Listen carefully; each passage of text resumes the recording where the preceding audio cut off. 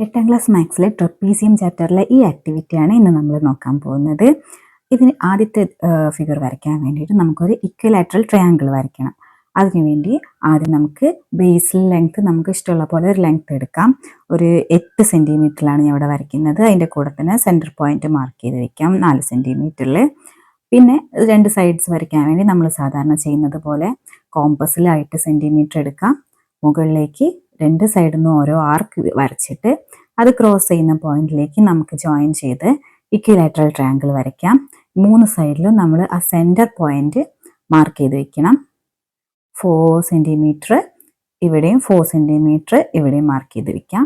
ഇനി നമ്മൾ ചെയ്യേണ്ടത് ഓരോ കോർണറിൽ നിന്ന് അതിൻ്റെ ഓപ്പോസിറ്റിൽ നമ്മൾ മാർക്ക് ചെയ്ത് വെച്ച പോയിന്റിലേക്ക് ഒരു ലൈൻ വരയ്ക്കണം. അത് നമുക്ക് ഇഷ്ടമുള്ള ഒരു ലെങ്ത്തിൽ, ഒന്നുകിൽ ഞാൻ ഇവിടെ വരയ്ക്കുന്ന ഒരു 3.5 സെൻറ്റിമീറ്ററിലാണ്.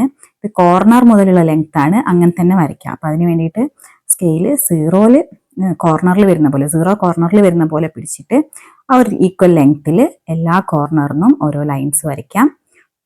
സെൻറ്ററിലേക്ക് പിടിക്കാം.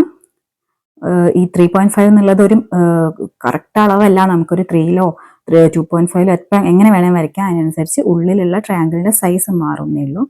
അങ്ങനെ വരച്ച് കിട്ടുന്ന പോയിന്റ്സിനെ തമ്മിൽ ജോയിൻ ചെയ്താൽ നമുക്ക് 3 ഈക്വൽ ഐസോസിലസ് ട്രപ്പീസിയംസ് കിട്ടും.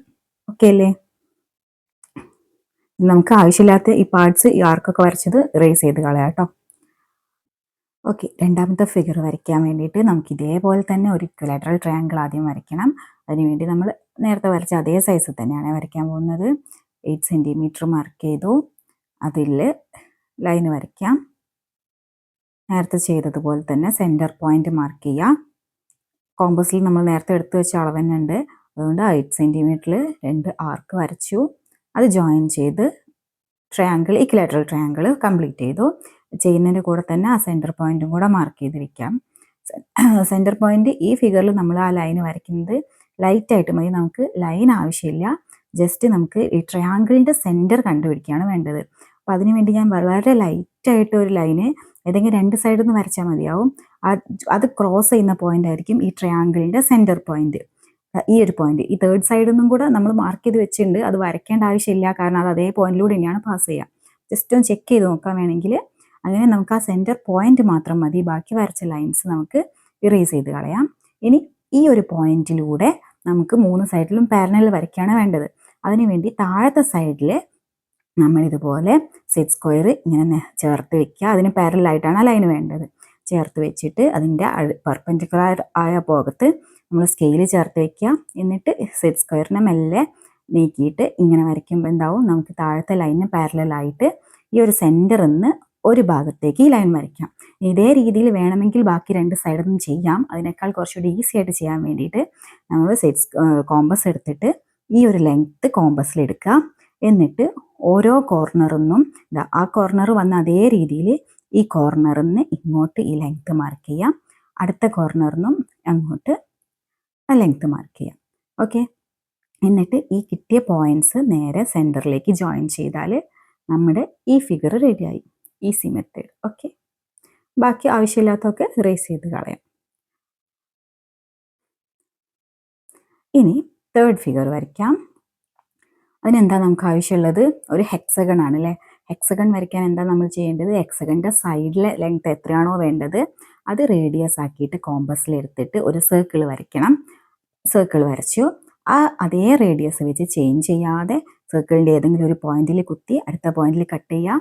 ആ പോയിന്റിൽ കുത്തിയിട്ട് അടുത്ത പോയിന്റിൽ കട്ട് ചെയ്യുക. ഇങ്ങനെ നമുക്ക് ഈ സർക്കിളിൻ്റെ ചുറ്റുഭാഗത്തും കട്ട് ചെയ്താൽ നമുക്ക് എന്ത് കിട്ടും? ഈ ഹെക്സഗണിൻ്റെ എല്ലാ കോർണേഴ്സും കിട്ടും.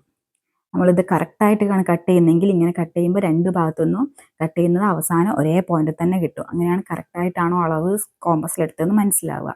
ഇനി ഈ എല്ലാ കിട്ടിയ പോയിന്റ്സ് തമ്മിൽ ജോയിൻ ചെയ്താൽ നമുക്ക് എന്ത് കിട്ടും? ഒരു റെഗുലർ ഹെക്സഗൺ കിട്ടും. ഹെക്സഗൺ വരയ്ക്കാനൊക്കെ എല്ലാവർക്കും അറിയായിരിക്കുമല്ലോ അല്ലേ?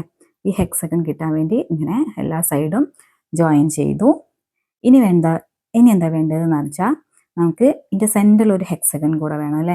അതിന് വേണ്ടിയിട്ട് അതിൻ്റെ സൈഡ്സ് നമ്മുടെ ട്രപ്പീസിയത്തിൻ്റെ സൈഡ്സ് വരുന്ന രീതിയിൽ കിട്ടാൻ വേണ്ടി ഓപ്പോസിറ്റ് കോർണേഴ്സിൽ ഇങ്ങനെ സ്കെയിൽ ചേർത്ത് വെക്കാം.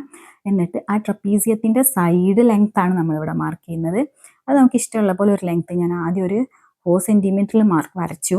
പക്ഷെ നമുക്ക് നോക്കുമ്പോൾ ഈ 4 സെൻറ്റിമീറ്ററിൽ വരയ്ക്കുമ്പോൾ ഉള്ളിൽ ഇത് കുറച്ച് ചെറുതായി പോകും തോന്നുന്നു. അതുകൊണ്ട് ഞാൻ വിചാരിക്കുന്നത് നമുക്ക് അത് 3 സെൻറ്റിമീറ്ററിൽ വരച്ച് നോക്കാം. ഇത് രണ്ടും തമ്മിൽ വെച്ചാൽ 2 കോർണറിലും വരയ്ക്കുമ്പോൾ ശ്രദ്ധിക്കണം. ഒന്നിൽ 0 തുടങ്ങി 3 വരയ്ക്കുക. അടുത്ത കോർണറിൽ ഒരു കറക്റ്റ് അളവായിരിക്കില്ല. അപ്പോൾ അത് കറക്റ്റ് ഒരു സൈഡ് ഏതെങ്കിലും ഒരു അളവുമ്പോൾ ചേർത്ത് വെച്ചിട്ട് വേണം വരയ്ക്കാൻ. ഇതൊന്ന് ഇറേസ് ചെയ്തിട്ട് നമുക്ക് 3 സെൻറ്റിമീറ്റർ തന്നെ ആക്കാം. ഇതിനുള്ളിലെ ഷേപ്പ് കുറച്ച് നല്ല ചെറുതായി പോകും തോന്നിയുകൊണ്ടാണ്. ഇങ്ങനെ നമുക്ക് എല്ലാ ഓപ്പോസിറ്റ് കോർണറിനും കറക്റ്റായിട്ട് ആ 3 സെൻറ്റിമീറ്റർ ഞാൻ വരച്ചിട്ടുണ്ട്. എന്താ ചെയ്യേണ്ടത്? ഈ 3 സെൻറ്റിമീറ്റർ കിട്ടി ഈ പോയിന്റ്സ് തമ്മിൽ ജോയിൻ ചെയ്താൽ നമുക്ക് അതിൻ്റെ ഉള്ളിലുള്ള കുട്ടിയല്ലോ ഹെക്സഗൺ കൂടെ കിട്ടി. ഇങ്ങനെ ജോയിൻ ചെയ്യാം.